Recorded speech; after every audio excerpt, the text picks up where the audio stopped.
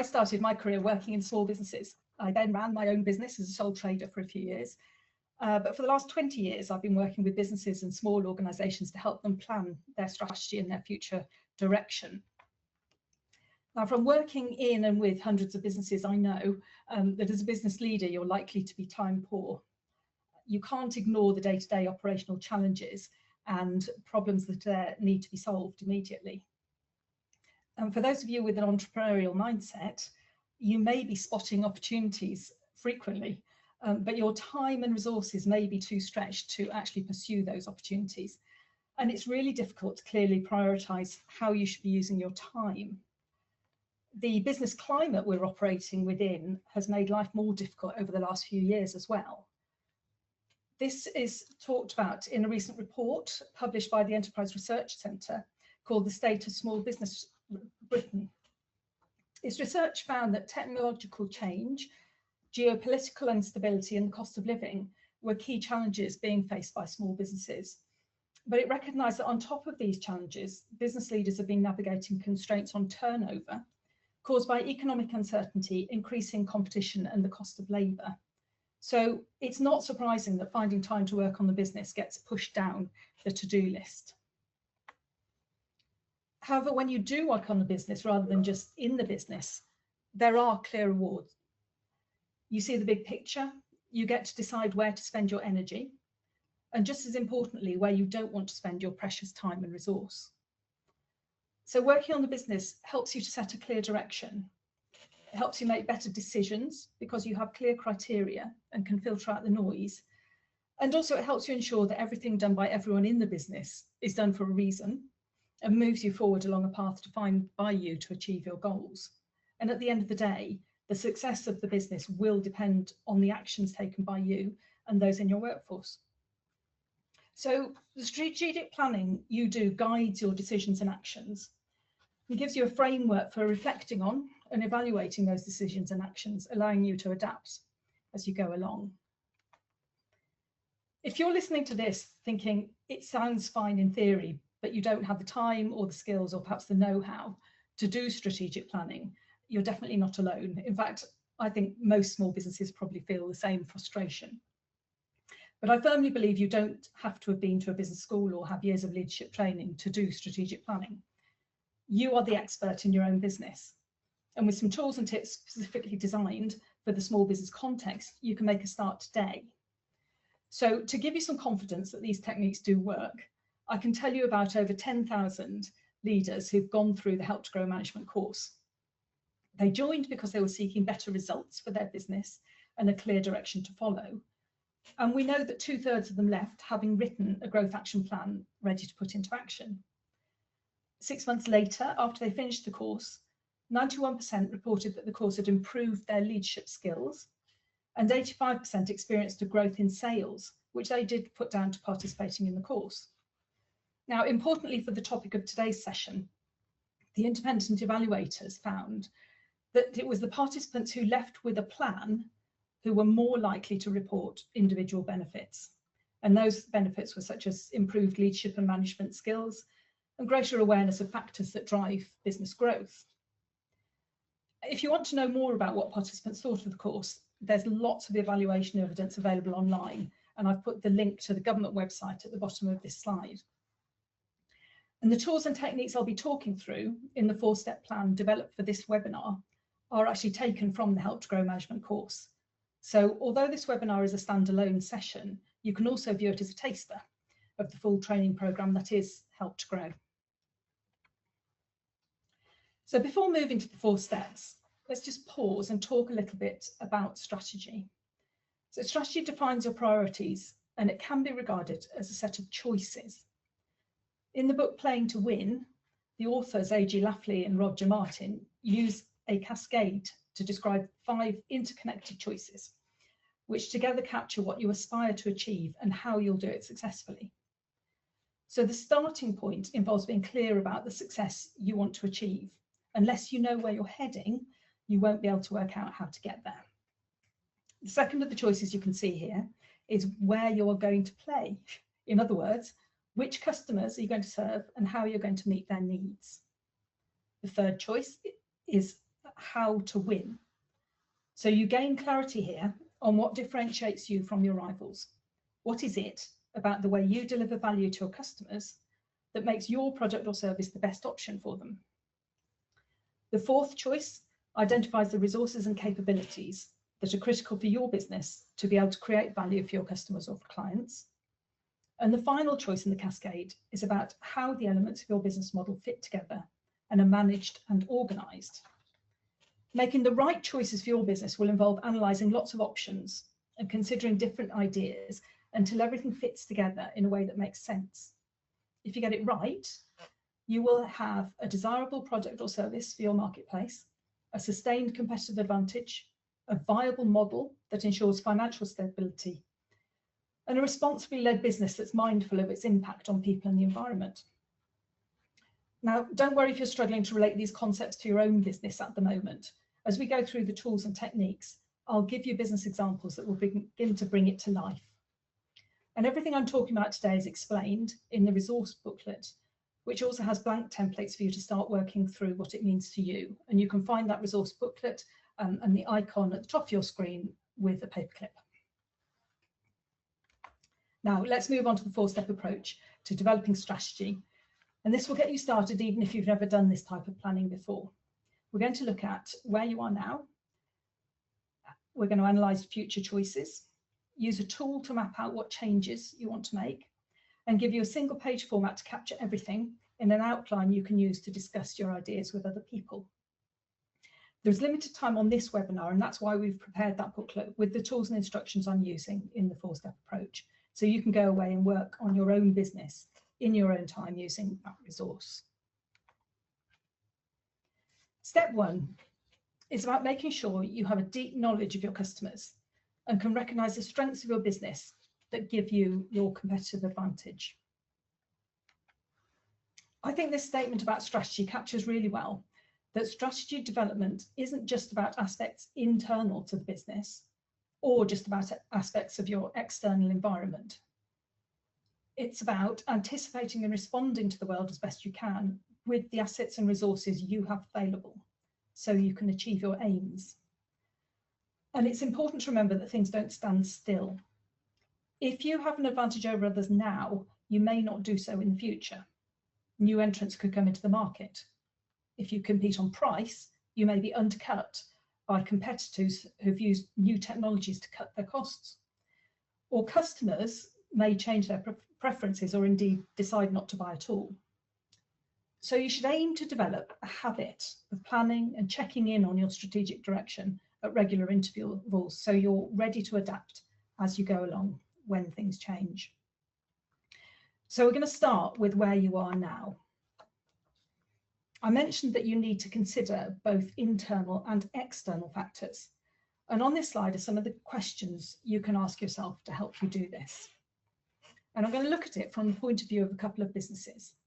The examples I'm going to use are firstly, a company selling flowers by post direct to consumers. And secondly, a cybersecurity company selling services to other businesses. So the first question on the screen here asks about your customers. And the better you know your customers, the better you're going to be able to meet their needs. So looking from the point of view of our online florist, they know that their customers tend to be busy professionals and families sending gifts nationwide. They value easy ordering, stylish designs, and reliable delivery. These customers' decisions to buy are based on convenience and the design. They might favour environmentally friendly packaging, and they value the trust built up through excellent customer reviews, which they've read. For the point of view of the cybersecurity company, it knows it sells its services to small law firms and accountancy practices. Their clients need an outsourced provider because they handle sensitive data but don't have the in-house technical know-how to keep it secure.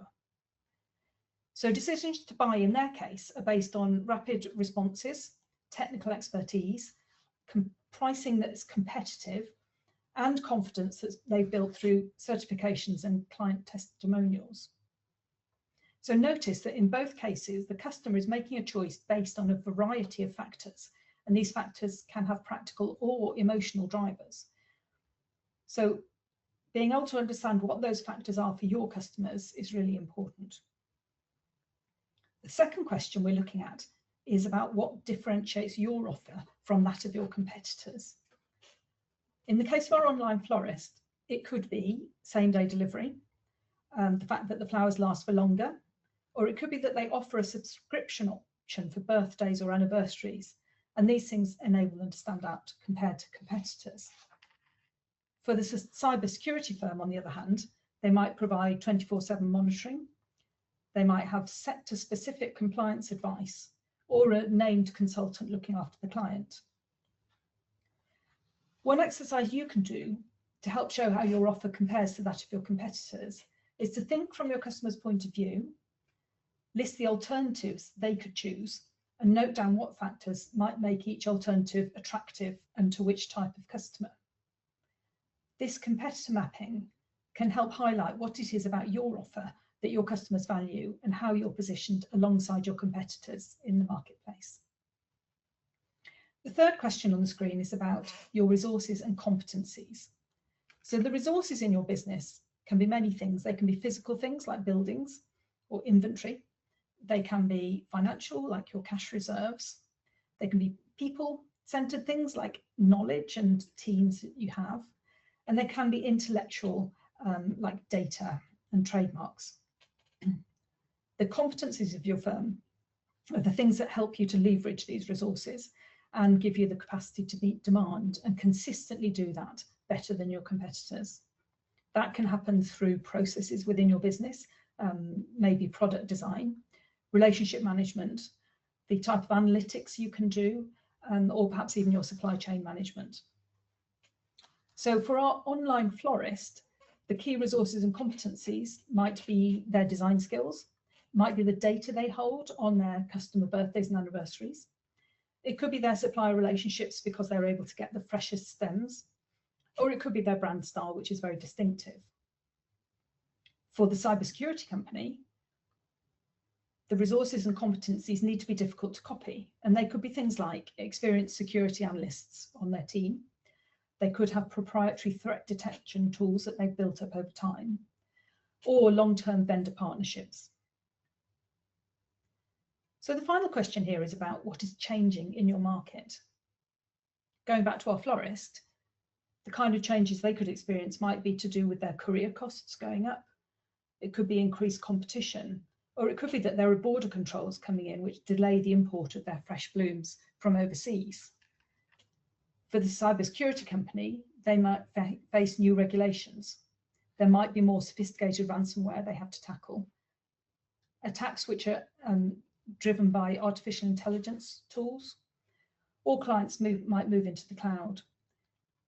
So thinking about trends, these can create opportunities for you to create new services, but they equally can be hurting the business if you aren't able to adapt to the new trends.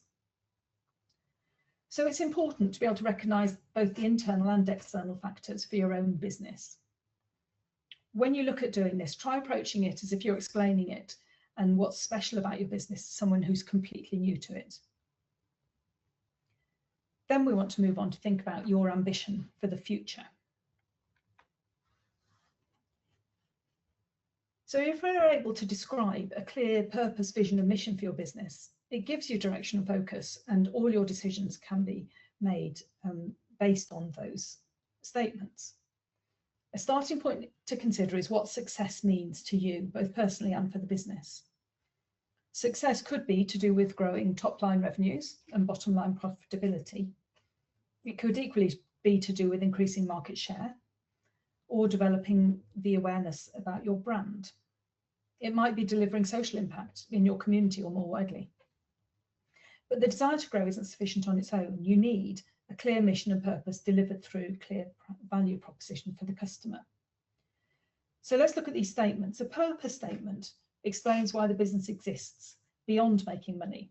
So that's the positive difference it aims to make for its customers, employees and society. A vision paints a compelling picture of the future your business wants to create. And that gives people a shared long-term goal to work towards. And then mission describes what the business does. who for and how. So a mission guides priorities. It keeps teams focused on the right activities and makes the value proposition clear to customers and partners. If you can define your purpose, vision and mission, these statements together have a role both inside and the business and externally, helping to attract talent and build trust with stakeholders. So the Help to Grow Management course is full of business case studies, and I've chosen 3 here to show you some real examples of business missions. The first of these, Everway, is a company which provides specialist software tools to help people communicate.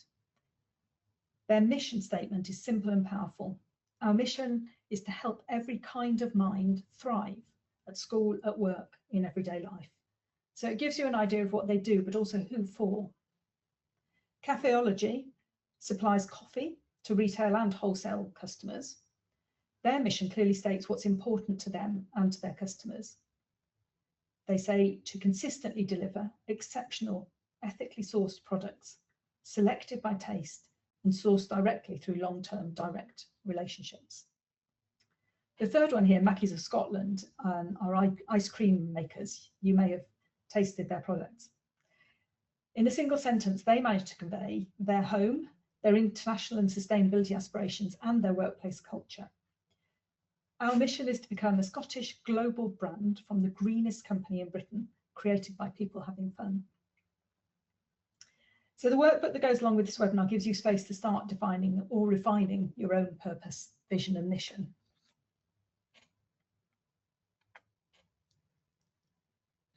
So moving on to step 2, we're going to start looking at your opportunities. And here it's not just about the case of being able to spot an opportunity, but it's to be having a way to select which is your best option. So opportunities can arise from new markets, innovating products or services, or improving your operational efficiency. And they could arise from things such as acquiring or merging with other businesses. We're going to focus here on opportunities which arise from customers and your offer to them. And a tool that will help you do this is Ansoff's Matrix. You set out your strategic options for growth in 4 choices across new and existing products and services and new and existing markets. It highlights how risk increases as you move from market penetration towards diversification, and helps you weigh potential returns against the level of uncertainty you are willing to accept. So let's look at the 4 boxes. First, market penetration. Opportunities here involve selling more of the same product or services to the same customers. It's the least risky strategy as you're using the existing knowledge and experience in the company to grow incrementally. It could, for instance, involve getting your existing customers to sign up to a monthly fee rather than ad hoc contracts. A local gym, for example, might move into offering personal training packages to their existing monthly members. The second box, product or service development. In this, you might have an opportunity to sell a new product or service to your existing customers. So this allows you to use the knowledge and experience you have with your customers to extend your offering in the form of a product or service which aligns with your existing offer. It does require close relationships with your existing customers because you need to understand their changing needs. So in the case of a software company that sells HR tools, they might see an opportunity to develop a new module, perhaps for employee well-being, for their current corporate clients. The third box is market development. Here you've decided to take the same product or service to a completely new set of customers in a new market. It is a bit riskier than product or service development because you're dependent on getting to know the needs of potential customers in different sectors or geographic regions. An example here might be a UK-based manufacturer of specialist packaging supplies, which starts to export to the European market. The final box, diversification, is seen as the riskiest. And that's because it involves branching out of your business as a whole in a whole new direction. What you're doing is selling new products or services to completely new customers in different sectors or different geographic areas. So taking a chain of coffee shops as an example, you could consider launching branded home espresso machines and selling them through electronics retailers. That would be moving into new products for new markets unrelated to your bricks and mortar cafe business. So you can sketch out the matrix on the back of an envelope or use the template in this workbook and use it to start looking at your own opportunities for growth. You may end up with ideas in all 4 of the boxes or in just one box, 2 or 3. You'll be aiming to work out which option fits your strength and matches your long-term ambition. You need to be selective and not try to develop in all 4 areas at once. So you're aiming to focus down on 1 or 2 options. So taking each opportunity for expansion that you've identified, you can consider what this growth looks like for each area of your business. For example, changes to the products or services you offer will have implications for your business model, including finance, staffing, and marketing. For each of these areas, look at the challenges and how you might overcome them, and we'll look at a tool for doing that in the next step.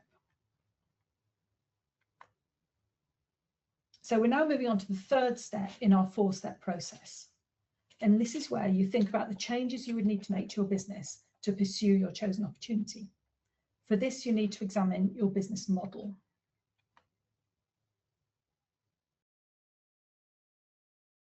A business model simply describes how your business is set up to serve customers and how you make money sustainably. In it, you see who the customers are, the value that you offer to them, how you deliver that in practice, and how the economics work through the revenue streams and also the costs. Businesses with a social mission have a business model that shows how they deliver social value. And that could be, for example, through employee ownership models or through their trading activity, making profits and then using those profits to support a specific cause. So growth usually requires a change in your business model. And a tool you can use to map this out is the business model canvas. So this tool might be familiar to you. It's often seen in large format on the wall of an office. You can also use it in digital version, so you can work on it together with colleagues who are in remote teams. So it can help you look at options for many dimensions. For example, examining each element of your business in the different boxes, you can see where you could be more environmentally sustainable, or maybe you could look at in which aspects, such as customer relationships or channels or activities, you could be adopting new technologies or artificial intelligence tools. Business Model Canvas comes from Business Model Generation. It can be downloaded, and the website is strategizer.com. And on that website, there are also lots of books and templates you can use. But you can find many videos online explaining how to fill in this for different businesses. So start by filling in the canvas for your business as it is now. We have put an explanation about how to go about completing the canvas in the resource booklet, and there's a section there on each of the 9 boxes that you can see on the screen. It's best to fill it in using brief bullet points. And if you do have printed out and have a large version of this on your wall, you might want to use sticky notes. People often do that so that they can change and move things around as they go along. Think back to the questions we considered earlier in this session, which were looking at your customers, your distinctiveness, your resources and competencies, because those are all part of your business model. When you have a working version of your business as it is now, you can start to look at changes that will be needed to deliver the future strategic options you're considering. So this is how Ansoff's matrix and the business model canvas can be used together. For instance, if you're looking at developing a new product from the product development box of Ansoff's matrix, it will inevitably mean that your key activities and your value proposition will change. So an example here might be an e-commerce retailer which adopts an AI-powered chatbot for their customer service. So their value proposition would move from something like responsive support during business hours to something more like instant 24/7 personalized assistance that resolves queries quickly. And the key activities on their business model canvas would need to support the new tool. So they could be things such as training models on customer data and integrating AI platforms, redesigning the workflow so that any complex problems coming through the chatbot can be given to people in the team, updating the marketing to explain the new functionality, and monitoring the AI performance metrics and the satisfaction scores. So we're now on to the fourth and final step of the approach to strategy, and this is where you outline your plan on a single page.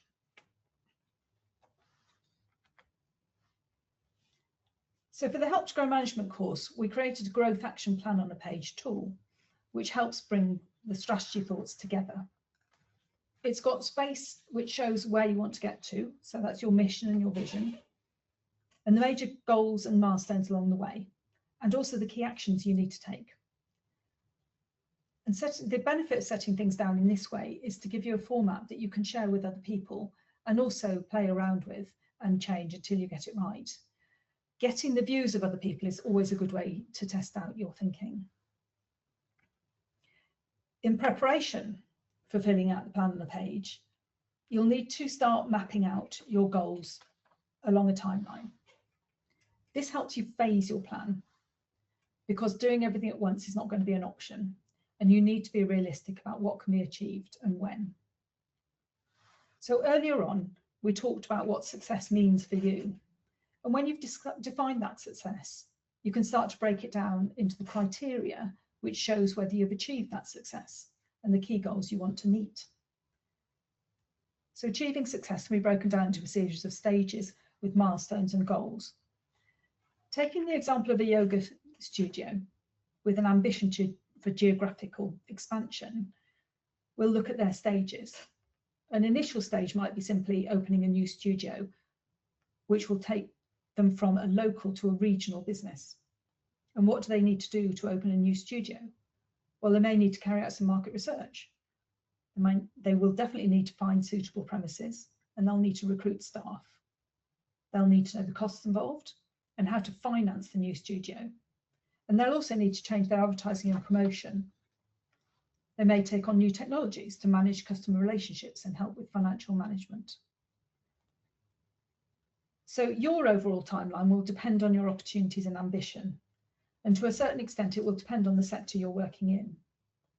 If you have an ambition to break into a new international market, your timeline could easily be 5 years or more. And if you're a digital business responding to the take-up of new technologies, you'll likely be planning on no more than perhaps a 2 or 3 year horizon. For those of you who have got an idea of your own exit from the business and you're looking for succession or sale, the timeline should align with the date of your exit, because you will need to set down how you prepare the business for valuation or a change in leadership. Once you've defined your goals and timeline, you need to work out what actions need to be taken to achieve the goals. You'll need to plan the key actions required, who's responsible for doing those actions, the time frame when the actions will start and be completed, and how you will know when that action's been completed successfully.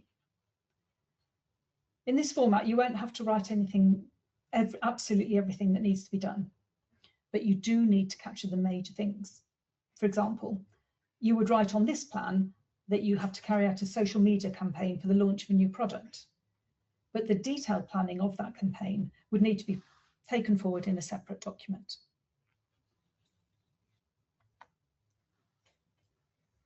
If you're able to work on the 4 steps I've described, you'll be well on the way to making the choices set out in the strategy choice cascade we looked at the beginning of the session. It's important to remember that you may have to consider a few different options and how they would work in your business before fitting everything together. And that's why on this diagram you see the arrows going in both directions, because you're refining and changing things as you go along through this process. Also remember that things change, and once you have a plan and start to implement it, unexpected things are likely to happen. It's a good idea to start an ongoing process of planning, putting things into action, assessing the results, and then evaluating and adapting. And that way you can ensure you stay on track to achieve your vision. To make it a reality, don't keep it to yourself. Discuss ideas with colleagues, a mentor, or a family member. Another thing you can do, which is really helpful, gets you into contact with other business leaders. Hearing the approach of others can be particularly helpful. And this is one of the ways you can actually benefit from joining a leadership program. So the materials I've talked about today are all included in the Help to Grow Management. Now there's a completely free to access bite-sized digital version of the course called Essentials, and that's available to anyone. It has around 2 hours of self-guided video content, which you can access at a time convenient to you. The individual video units are around 5 minutes long and include lots of business examples and videos of entrepreneurs, such as Ben Francis, founder of Gymshark, who talks about his own approach to leadership. There are templates to fill in at each stage, and it has a workbook for the whole of the course. If you're from a business with between 5 and 249 employees, which has been trading for over a year, you may also participate in the full Help to Grow Management course. The course has 12 modules and it's cohort-based training. It's got 10 hours of one-to-one mentoring, and it's 90% funded by government, so costs just £750. The course is delivered by over 60 business schools in the UK. So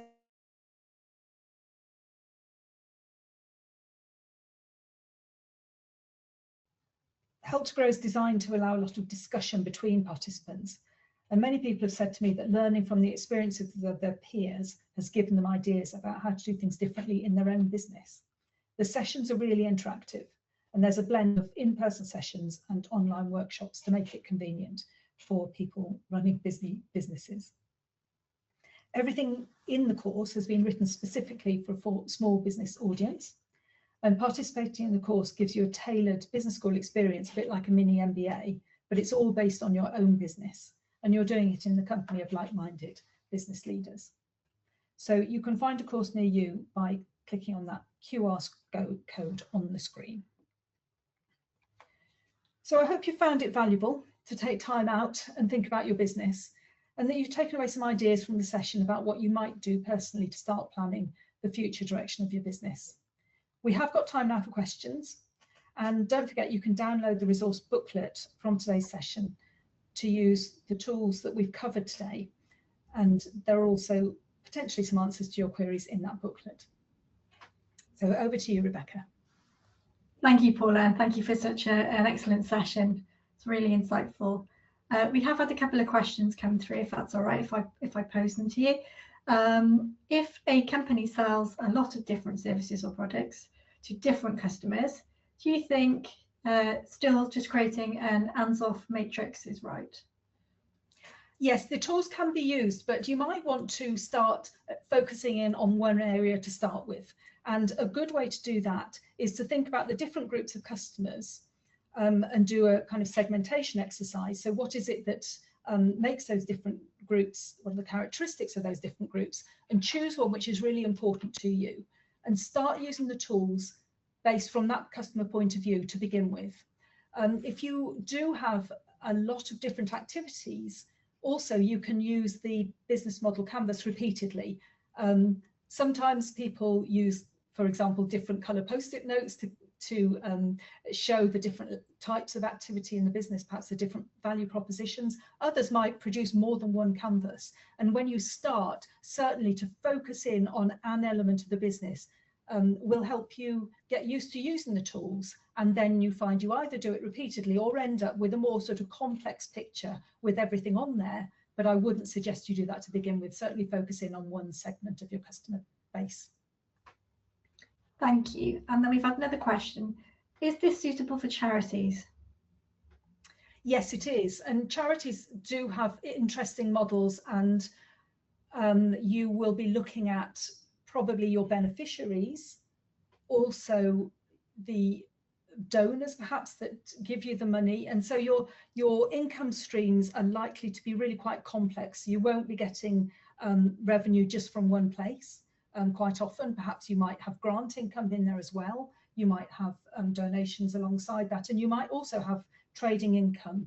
So you can use these tools, but sometimes, again, it's a matter of really mapping out who those different groups are.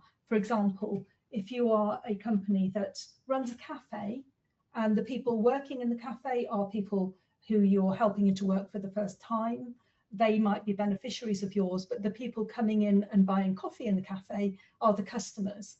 And you want to consider all of the groups. You might also have some local authority grant, for example, to help you do what you do. And so your stakeholder is that grant giving body. So perhaps map out those elements first and then look at how that works in terms of the value propositions, which will be different for each of those groups. So again, you've got a more complex picture, but the same tools can be used. And the advantage there is that you are looking at every area of the business. And so for a charity who wants to perhaps make their trading income more successful, or indeed any of their activities more successful, thinking from these kind of business tool point of view is a very helpful way of doing it. But first of all, think about all of your stakeholder groups and make sure you're capturing those. Thank you. And then one last question. Is there any difference between the approach a product company should take versus a service company when filling in these models? The principles are the same, and sometimes it's kind of easier to convey the concept we're talking about through talking about products. But that's why all the way through I've tried to give examples of service businesses as well, because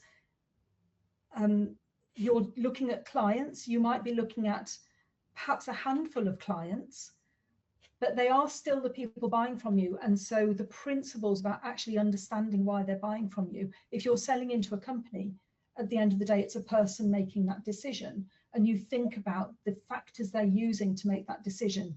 So the principles are the same, but it's useful to be able to see how it plays out for services businesses. And in fact, if you're sort of perhaps using the resource and thinking about it for your business, you might want to go online and go to YouTube or somewhere like that and actually ask for an example of a business model canvas for your type of business. And you'll probably find one that perhaps will help you begin to set that out. But the principles are exactly the same, and it's just a matter of understanding that your customers, your clients, and how that works, and the decisions might be made in a different way, but you're still looking to see what factors they're making the decision based on.